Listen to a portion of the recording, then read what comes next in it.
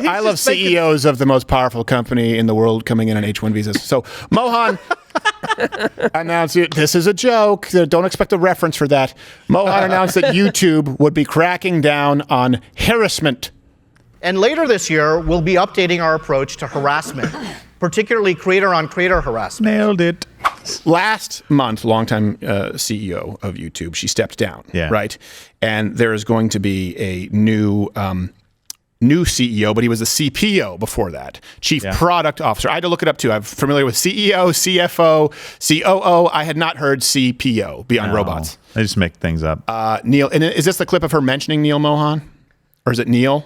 I could get that, yeah. Well, which one is B1? Is that is that Susan at the Recode conference? That's her stepping down. Okay, all right. So here is Susan Wojcicki stepping down as I desperately avoid a side profile and naming Neil Mohan new CEO. They're staying in-house, though. They're not going outside for a replacement. Chief Product Officer Neil Mohan will become the next head of YouTube. What do we know? Yeah, so he's been there for quite a while as well. He came over with the DoubleClick deal. So when they previously purchased DoubleClick, Google had done that.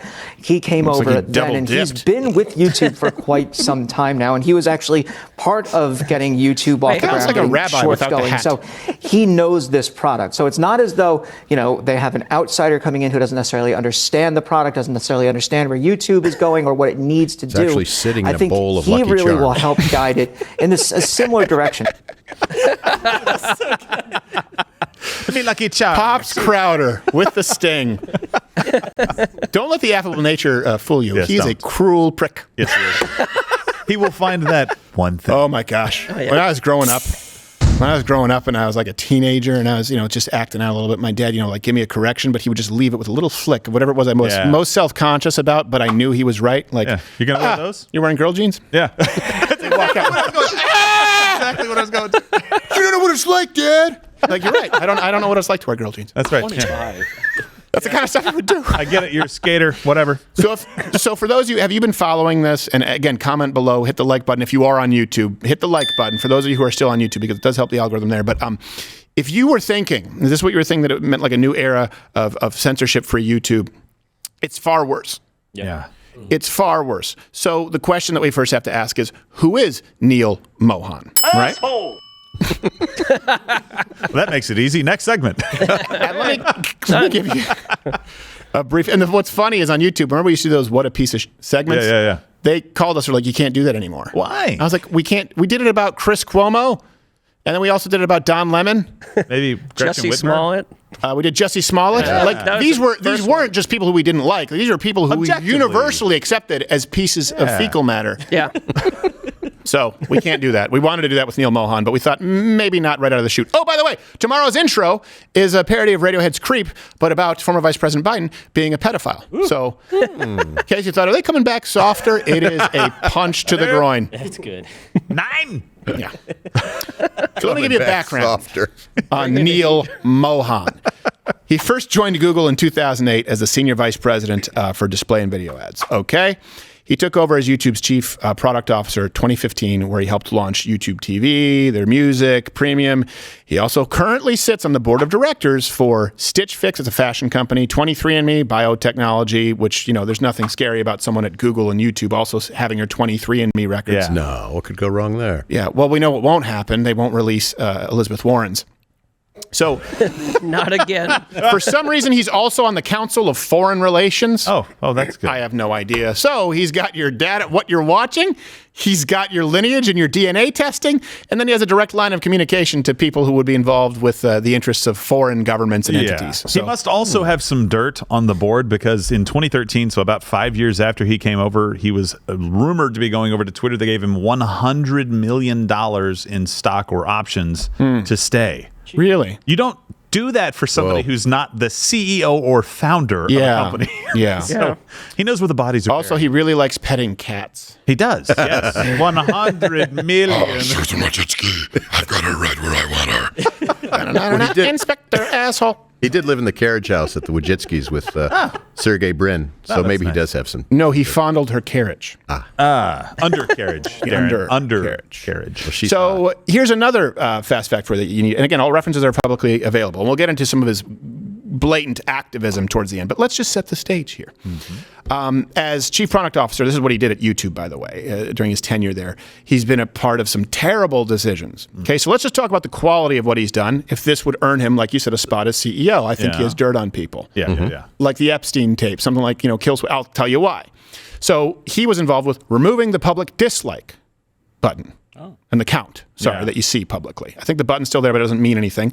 And he also was involved with pushing NFTs. So again, if this is going to be performance-based, well, we all know what the reaction was to removing the public dislike count, and we know what happened with NFTs. So in late 2021, right, YouTube stopped showing viewers how many people disliked a video. Here's how YouTube defended that. They said, as part of this experiment, viewers could still see and use the dislike button, but because the count was not visible to them, we found that they were less likely to target a video's dislike button to drive up the count. In short, our experiment data showed a reduction in dislike attacking behavior. Here is Mohan, by the way, in 2021, really, really trying to make sure that you can't tell he once had a heavy accent addressing the decision. This was, of course, a decision, and as you described, an adjustment to a feature or whatever you want to call it that of course I was involved in. Other members of the leadership team here at YouTube, of course, were involved in as well. Of course. And it's an example of something that involves those trade-offs that I was talking about before. At the end of the day, YouTube is a very large ecosystem of viewers and creators and other partners, and it was about making sure that we were kind of balancing all of those in sometimes sort of competing objectives or competing goals in a decision that we felt was the right sort of overall decision for the ecosystem. That's the first time you've used the word compete in your life. But he uses ecosystem a lot. He does. And of course. Of course. At the end of the day, all those colloquialisms. At the end of the day. Of a generation. At the end of the day, of course, it is what it is. I've got to do what I've got to do. All right, fine. You don't tell me damn right. 100 million for you. There you go, buddy. Of course. Of course. One does.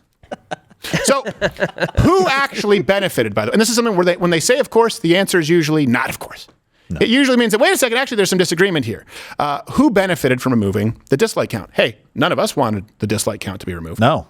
We've been the target of campaigns too, but you know what? Away. Sunlight is the best disinfectant. So maybe former Vice President Joe Biden's White House might have had a reason. Yeah, there you go. See how many dislikes that you saw, and then see that image there next to it where they actually scrubbed the dislikes.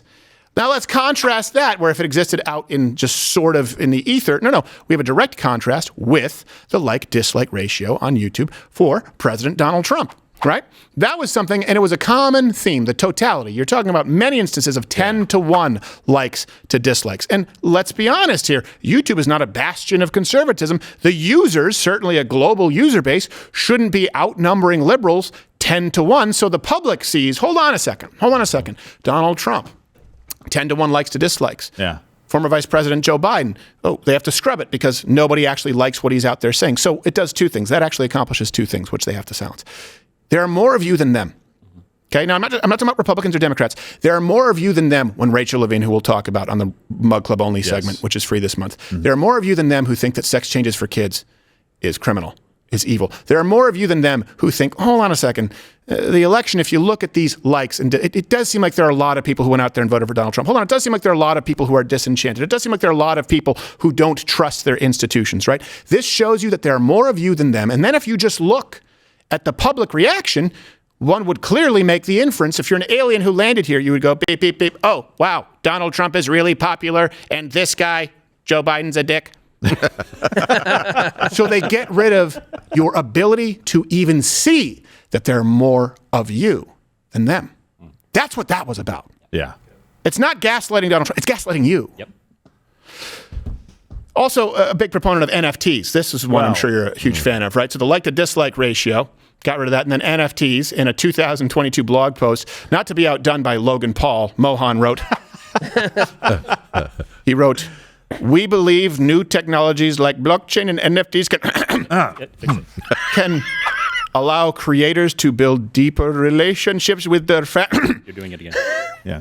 For example, giving a verifiable way for fans to own unique videos, photos, art, and even experiences from their favorite creators could be a compelling prospect for creators and their audiences. Less than a year later, the entire NFT market collapsed. Oh, no. Who could have seen that? It was the new Beanie Babies. What the hell? I wonder if he took any of his $100 million compensation in NFTs.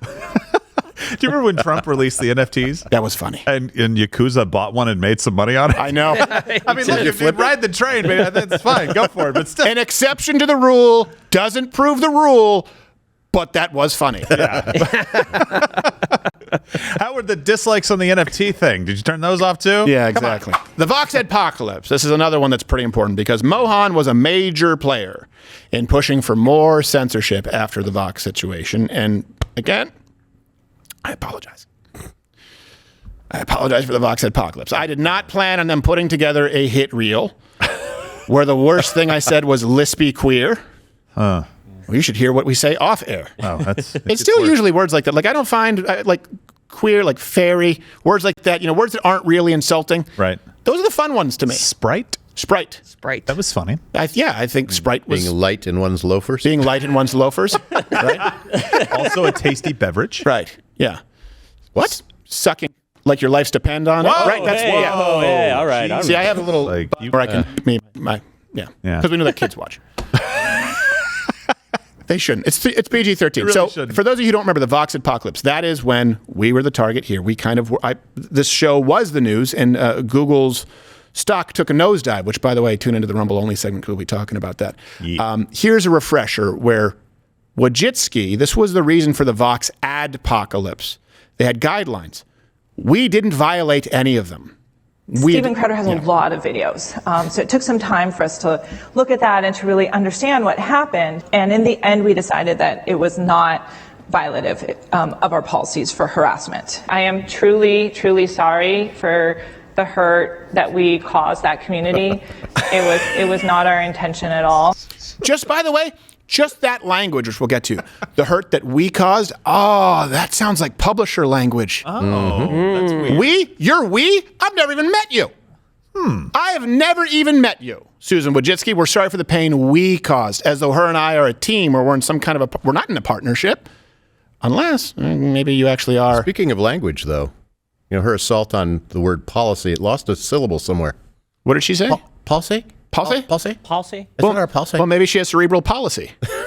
That's that Valley Girl accent she puts on as a CEO. Yeah, as a CEO. Retired. Yeah, her major qualification was providing a garage to two other guys. And said, yeah, True, yeah. toss my name on there. Yeah. So, in the midst of our 2019, this was the Vox dispute, YouTube updated the rules afterward because we didn't violate policies, but they updated them to, quote, remove more hateful and supremacist content from YouTube and then reduce borderline content and raise up authoritative voices. And this is why Rumble is so keen. We'll be talking about this later. Let's think of how broad it is. Reduce borderline content. What does reduce mean? Could it mean demonetizing? Could it mean throttling? Could it mean shadow? It could mean any of the above. Borderline content. What defines borderline content? Well, we don't know and they won't tell you. Then raise up authoritative voices. What does that mean? The CDC? Yep. Fauci? Yep. The White House? CNN, that? ABC, NBC, CBS. If you're a platform, guess what? There's a conflict of interest if you're taking money from places like CNN, ABC, NBC, Universal, and we're in lawsuits with them, ongoing litigation. It's a problem for you to do that. Yeah. You know who they didn't think were authoritative voices? A couple of doctors in Taiwan. We had doctors in California that were speaking out early. Any doctor around the country that said, hey, we have data going back to, I don't know, the First World War on how lockdowns and masks will typically work in a situation like this. And also a sitting governor sitting down with three of the most prestigious institutions in the world, doctors from those institutions, and not being able to address his constituents. Those are the voices that they think are not authoritative enough for them to raise. Well, those would be borderline and they need to be reduced. That's true. We can reduce. Problem solved. So 1 year before, that was 1 year before all this. This is going to be a fun rain. And fun rain. That brings us to a month later at VidCon, or as Mohan pronounces it, VidCon. Oh boy. Just keeps on. We love you, our Indian brothers. Yeah, no, of course we do. I love CEOs of the most powerful company in the world coming in on H-1 visas. So Mohan announced this is a joke. Don't expect a reference for that. Mohan announced that YouTube would be cracking down on harassment. And later this year, we'll be updating our approach to harassment, particularly creator-on-creator harassment. Nailed it. This work is just as critical to the future of the YouTube community as any product launch. Now, again, okay, Pops Crowder, you know, sometimes when Mom does this, our mom, Mama Crowder, she's French-Canadian, sometimes she really tries to make sure that it's not too heavy if she's speaking with, and she does the same thing, where she over-enunciates. Yeah. Yes. Pronounces her THs. Yes, exactly. Yeah. And she still puts the plural in the wrong place and takes it away where it's supposed to be. It's a silly accent. It's a silly people. And they should have been conquered by the English, but I love my mother. So Mohan denied making any of the changes based on our channel. Okay. But he strongly defended the demonetization, saying, I can't speak for the particular channel, Crowder's channel. Just what are you Voldemort? But my experience is that monetization is an incentive for many creators on the platform. And revoking that privilege for a code of conduct reason of policy violation generally does have an impact. So they try to do all this saying, oh, it's not really that channel. It was that channel. That's the reason for the stock nosedive. And by the way, that's not to praise ourselves. That's you. That's you. That's because of you. Again, getting rid of the likes to dislikes. That's to make sure that you don't know. There are more of you than them. There are more of you than them. I don't mean more of you who hit the R box. No, because guess what? Hey, we're not Republicans. Yeah. We're conservatives, and I certainly don't feel represented by the majority of Republicans today, but I absolutely feel represented by 0 Democrats. That's kind of really where we are, and I understand the need for a two-party system. I'm not talking about Republicans. I'm talking about people who value family. I'm talking about people who value the First Amendment. I'm talking about people who value the Second Amendment. I'm talking about people who still think this is the greatest country on earth, and we are going down the wrong path. Guess what? There are more of you than them. They know it, and once upon a time, you could know it, so they got rid of the public report card. The likes and dislikes. Yeah. That's why they did it. So, and by the way, look how casually he just brushes over the ability to remove your ability to make a living. Yep. Right? He said, we're just going to get rid of monetization. Oh, so if somebody doesn't toe the line, if somebody's just a little spicy on some of the content in a way that you just don't like, everybody else can be spicy. You can have the D word or dildo. Do you want medium spicy or really spicy? Really spicy? Or my spicy? They can say that all they want, but if we don't like it, all we're going to do is take away their ability to make a living and pay their employees. Yep. That'll get them to shut up. And then you have some people on the right who say, hey, we're good with that. Yep. So here are his plans for YouTube. March 1st, Mohan posted a blog post to YouTube. He can do that? Blog post to YouTube? I guess. He doesn't even YouTube right. He's got a special feature we don't have. It's titled Letter from Neil, Our 2023 Priorities. By the way, if I got a letter from Neil, I wouldn't even use my opener. No. I'd toss it in the bin with the Neil? Bed Bath & Beyond coupons. Unless it's Armstrong, I'm not even looking. Yeah, exactly. Guess is what Neil has changed from. What do we know? No, well, maybe. I assume he was born Neil. I think there are a few more. Who cares? His head comes to a point. So most of the focus was on what the innocuous measure of, quote, supporting the success of creators. Oh, that sounds nice. Yeah. That sounds nice. Good language. But let's remember, borderline content, reducing, authoritative. Creators, you mean authoritative sources like CNN. You mean authoritative sources like, I don't know, CDC, condemning Joe Rogan, who then had to go to Spotify in a brilliant move and one that I'm very happy about. Yeah, WHO and then not WHO because the WHO happened to disagree with the CDC. It's like when there were 2 popes. Nobody knew what to do. Yeah, exactly. So, well, they kind of decided what to do. I get confused with the gray smoke. I'm colorblind. So at the end of the letter, Mohan addressed another issue that we've talked about for a long time, Section 230.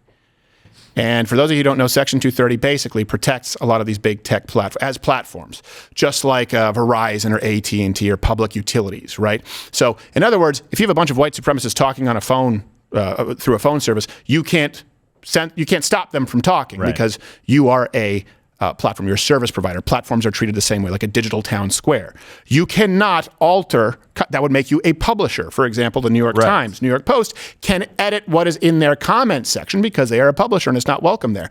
These companies enjoy the legal protections afforded to them by Section 230 while acting as publishers, as we just saw. So this is what he wrote regarding Section 230. We're aligned with government officials in wanting to create a safe environment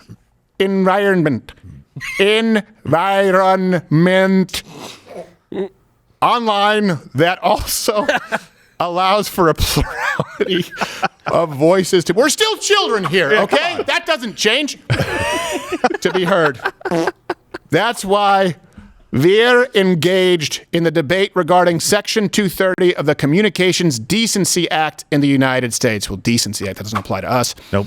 Which has fueled the work of our creators and gives us the ability to remove harmful content. Well, what's harmful? Borderline. Well, what defines borderline? Cabal of people we don't tell you about. Well, on. Is it the advertiser guidelines? No, it's different. Is it the community guidelines? No. Terms of service? No. It's different. What is it? I can't say. We'll just make I don't know. Up. I don't know. That's, just keep in mind, there's advertiser guidelines, which is don't say anything offensive ever. Right. Which conservatives cannot be beholden to on YouTube. Never. That's the death of our movement. It's done. It's done. If conservatives we've been demonetized for 3 or 4 years. If conservatives say, okay, we are going to ensure that we remain monetized on YouTube, it's done. There's no more movement to save, okay? It's done. Just so you know. But you can still try and be on YouTube, like we're doing with the YouTube dump button, and not be suspended so you can reach some new people. They have 3 different, they have advertiser guidelines, they have community guidelines, which is more so in relation to your channel being suspended, and then they created, after the Vox Apocalypse, borderline content guidelines, which is the most nebulous and completely ill-defined group of that I can possibly imagine. So they have 3 different categories to try and catch you. And as CEO, Mohan will have the final say on what constitutes, quote, harmful content. And given that we know a lot about his ideology, so I've just given you his history with YouTube, okay? Let me give you some more here as to where you think he'll line up. How do we define borderline content? Okay, well, he defines it. Okay, So how do you think he will define it? Well, he hasn't donated a lot politically, but every dollar has exclusively gone to Democrats. So okay, he's cheap? You can find this. Yes. Careful. Watch it. I'm just saying he's frugal. So Barack Obama and got $100 million. And Chuck Schumer, like not even like a Cuomo, not even just someone who's like Chuck Schumer.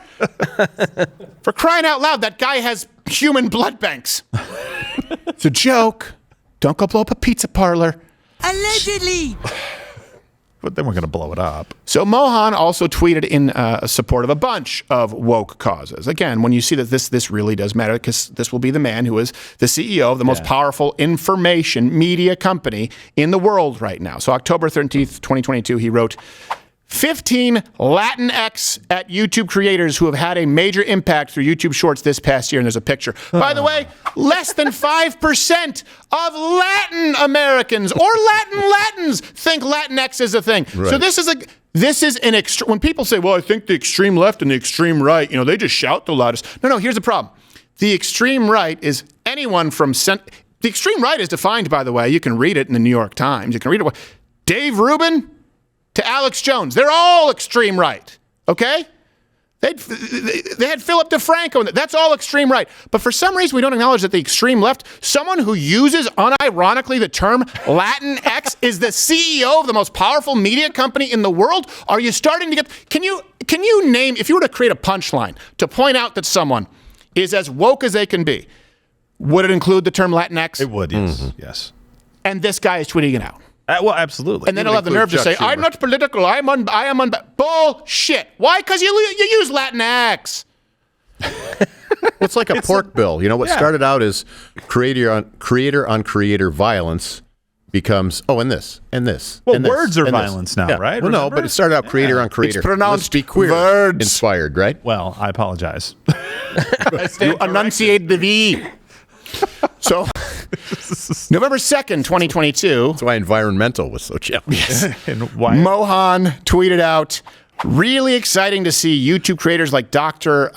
Adana join leaders from around the world at COP27 to take action on climate change. Again, the presumption that not only is climate change man-made, but that international governments and their committees, which, by the way, directly harm your life. Yep. If you drive cars that use fossil fuels, if you use natural gas to heat your homes, It assumes that all of us agree with that. And then he'll say he's not political, he's unbiased. It's not possible. Do me a favor. Do not send $1 in aid to starving children in Africa if you are also pushing for policies regarding climate change, because that is killing them by the millions, because they have no energy. Because we will not fund it through the World Bank because it pollutes, and climate change is our main goal. Not saving the lives of people in Africa. By the way, November 8th, 2022, you'll like this one. Midterms. Right, during the midterms, which, by the way, we were suspended on YouTube. And still had the biggest stream off of YouTube, which was a historic. That was when we started saying, okay, there might be something here with Rumble. Okay. Absolutely. He tweeted out, the U.S. midterm elections are today, and we're working to limit the spread of harmful misinformation and connect people to authoritative information. Just earlier this month, there you go. What's misinformation? That, hey, maybe you shouldn't vote by mail. Maybe you should show up. Hey, maybe the machines are not working for 3 hours in the most populated area of Arizona, Mohan. So you might want to wait a little bit or go back and vote later. Remember? That was misinformation initially, and those were removed. Then we found out it was all true. And then you say that Kari Lake is an election denier. When Kari Lake is saying, I'm not denying, I'm saying that the machines didn't work for hours, and people have, my voting base actually has to work. Right. And you know what? All of this would be fine. If you could sue them. And that was the balance. That's the protection that they have, and that's why it is so bad, because there is no check to their power now. If the people in power and government are okay with it, they're going to do whatever they want. So here's something that I think is the most subversive. And I've said this for a long time. I think I got to a slight argument with Tim Pool a long time ago about this. Not a debate, where he mentioned the term equity, and I was saying, well, actually, I think equity is a problem. You can have equity or you can have equality. And we were sort of missing each other on terms.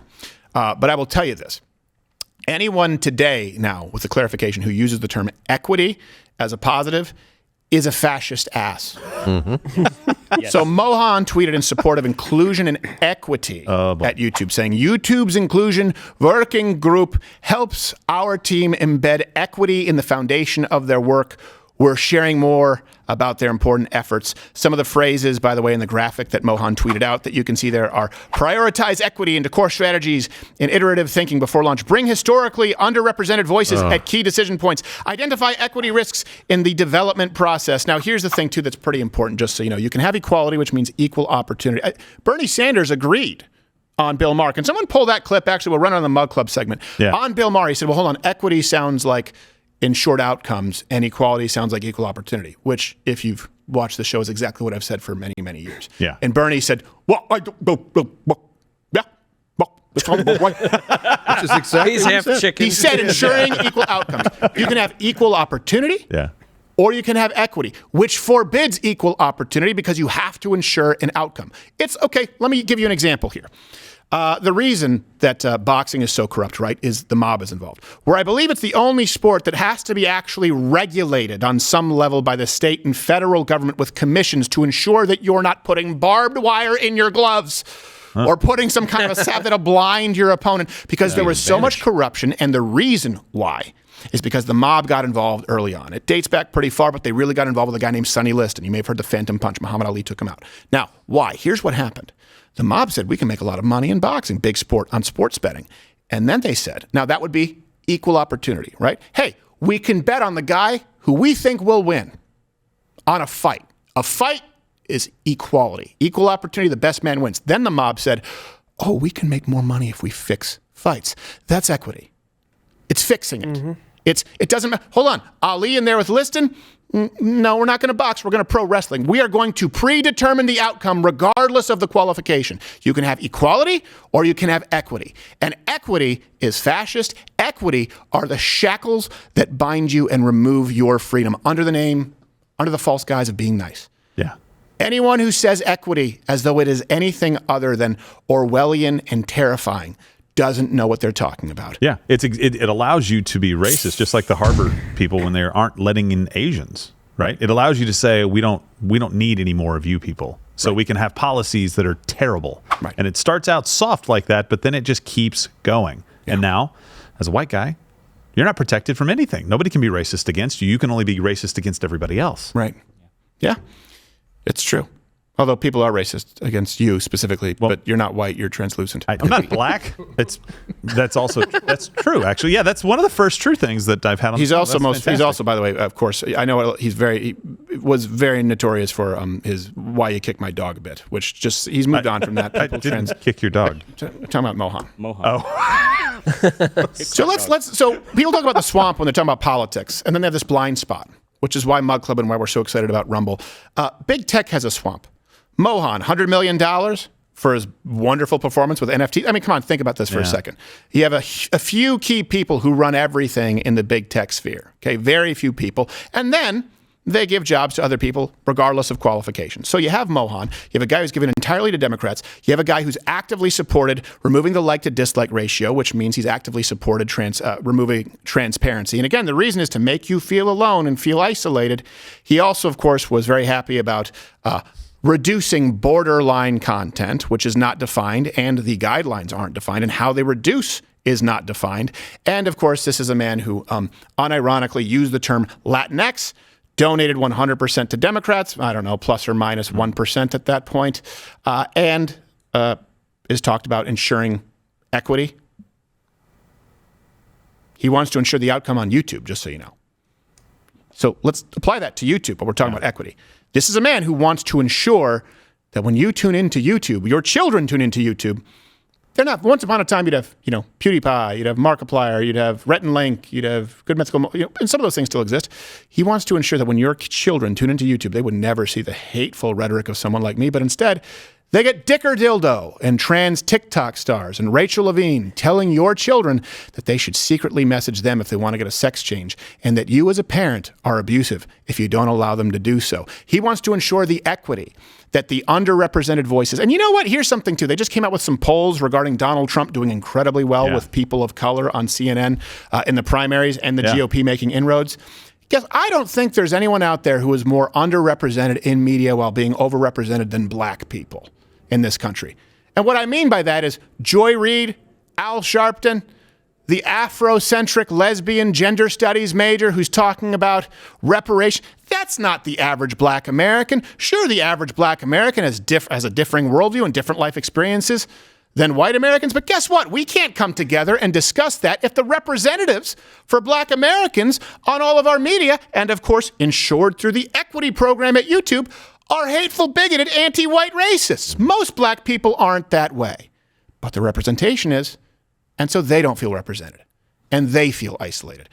This is what you have to deal with at YouTube with someone like a Neil Mohan. Just to drive it home on the equity front, here's Bernie Sanders admitting this crap. Are we confusing equality of opportunity with trying to guarantee equity in outcomes? Okay, that's interesting, because I think this word equity has come into the language in the last few years, and before that we didn't hear it a lot. And I think a lot of people hear equity and they hear equality, that like it's the same word, and it's not the same word and the same concept. So how would you differentiate between equity and equality? Well, equality, we talk about, I don't know what the answer to that is. Probably to think of it, equality is equality of opportunity. All right? We live in a society, we want all people to have whatever color your skin is. Equity, I think, is more guarantee of outcome, is it not? I think so. I think that's okay. So which side do you come down on? All right. And by the way, this is why when you have people too talk about like the fracturing and the infighting on the right, they're always the people who claim that they're not right wing or left wing. I see them as issue by issue basis. Well, what do you mean? What are you talking about fracturing? You don't put on the team jersey. This is a guy right out there. This is what you're fighting against. Think about this for a second. Equity. Yeah, that's absolutely right. Yeah. Mm-hmm. And you have people who say, "Yeah, no, I like Donald Trump, but I'm pro free speech, but I'm a Bernie guy." You're not one of us. You're not one of us because you like to say edgy things. Okay. If your solution is what that guy wants, which is the government determines everything, and by the way, the government is in bed, by Neil Mohan's own words, with YouTube and Facebook through Section 230. They control everything and they ensure outcomes. Guess what? You're not one of us if you're a Bernie guy. I'm sorry. Nice guy? Fine.